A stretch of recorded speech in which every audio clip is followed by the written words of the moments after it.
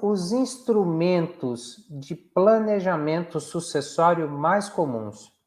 Olha, isso nós falamos ontem, nós abordamos isso na palestra ontem, e nós falamos sobre todas as possibilidades de planejamento patrimonial, né? Então, ontem nós falamos sobre a doação, nós falamos que a doação ela é uma das possibilidades de planejamento, né? Aqui ele está perguntando exatamente isso. Quais são os instrumentos de planejamento? Bom, um dos instrumentos de planejamento sucessório é a doação.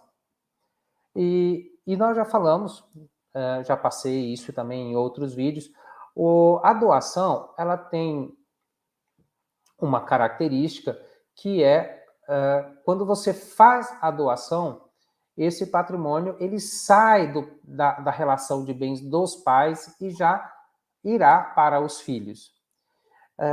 Para que o pai possa ter de volta esse patrimônio, somente se o filho doar novamente para o pai.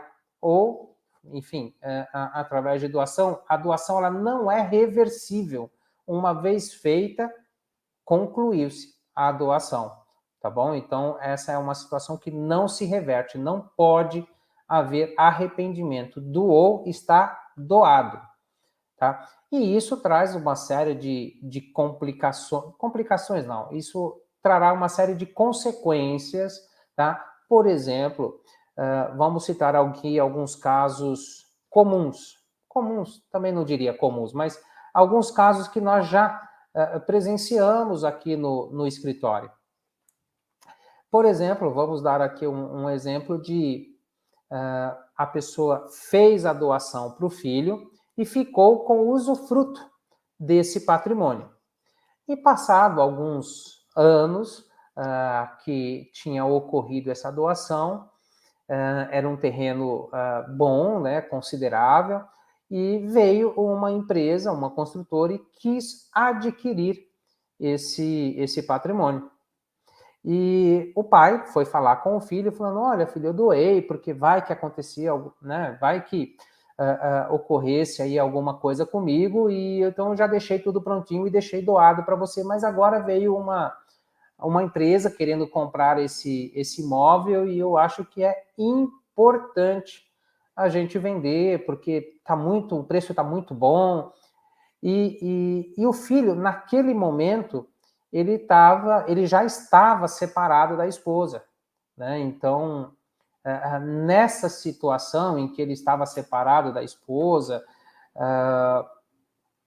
ele foi falar, porque para poder fazer a venda, e ele não tinha feito o divórcio ainda, ele não estava divorciado, para que fosse feito qualquer procedimento de venda ou, enfim, precisaria da anuência da esposa. E a esposa falou que não assinaria nada.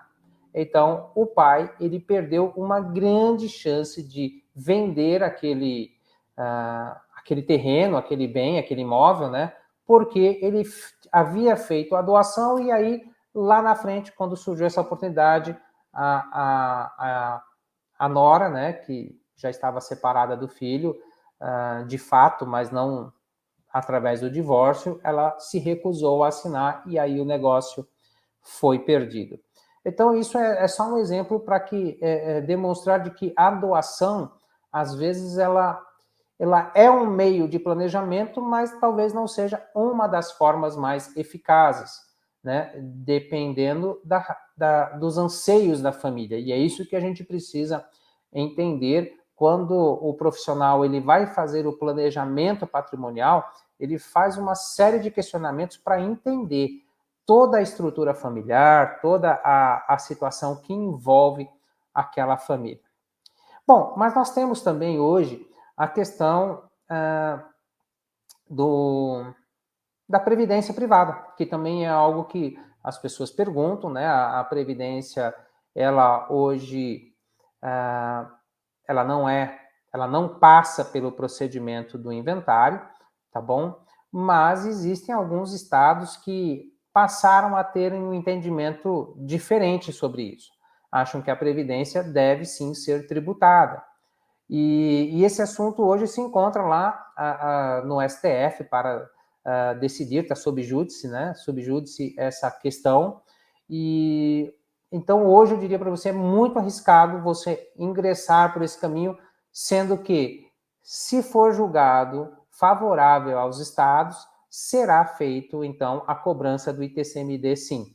Hoje ainda há uma discussão judicial pendente sobre isso, e então nós não aconselhamos, porque nós não sabemos o que será decidido lá na frente.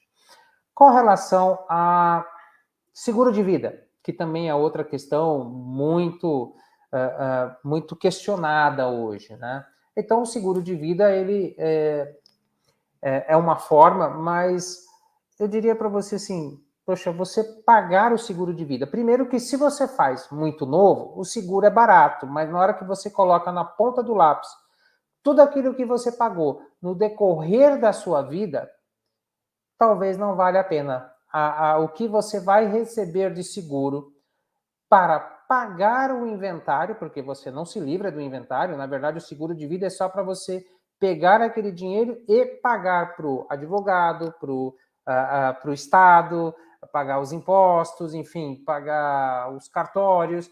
Então, na verdade, você vai fazer um seguro, você vai pagar o prêmio desse seguro durante vários anos, para lá na frente deixar tudo com terceiros. Não vai ficar nada com vocês, porque provavelmente você irá fazê-lo de acordo com o valor do seu patrimônio.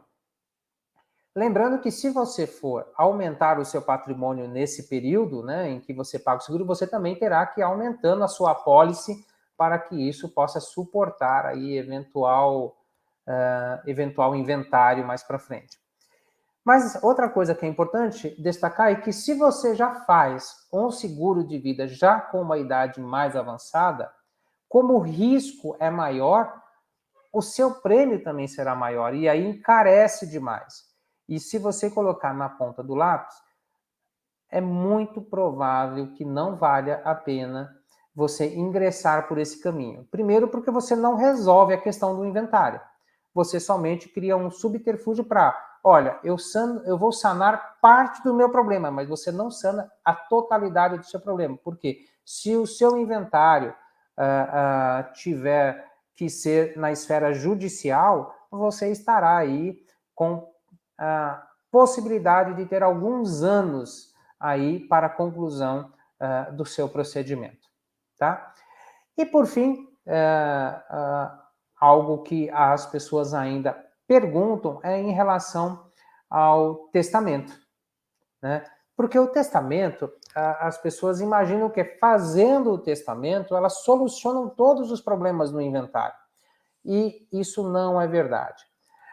Primeiro, podemos destacar também que essa questão do testamento, temos casos recentes aí do Gugu, né, que teve o testamento cancelado, Chico Anísio, né, Aguinaldo, né, aquele outro cantor também que faleceu o ano passado, enfim, tantos outros aí que faleceram e deixaram testamento, mas isso não trouxe solução. Primeiro que o testamento ele tem uma série de formalidades que você precisa observar, precisa reservar legítima de herdeiros, enfim, uma série de critérios um pouco mais técnicos que precisam ser dados aí atenção. Também é importante destacar que o testamento ele acaba sendo um procedimento adicional, porque uma vez que houve o testamento, ele deverá ser levado ele deverá ser levado para a abertura desse testamento e validação por um juiz. Feito isso, essa validação, aí sim é que começa o procedimento do inventário. Então, aquilo que as pessoas entendem como uma forma de facilitar, muitas vezes ele passa a ser um complicador. Tá? Então, essas são as possibilidades hoje mais comuns de planejamento patrimonial, e dentre elas, nós temos o planejamento patrimonial da família através da holding, né? Uma holding familiar, tá? Ou abertura de empresas familiares, para que você coloque o seu patrimônio lá dentro e não precise passar pelo inventário. Eu acredito que essa é a grande forma, além de trazer outros benefícios, como benefícios tributários, de você poder deixar o seu patrimônio todo organizado.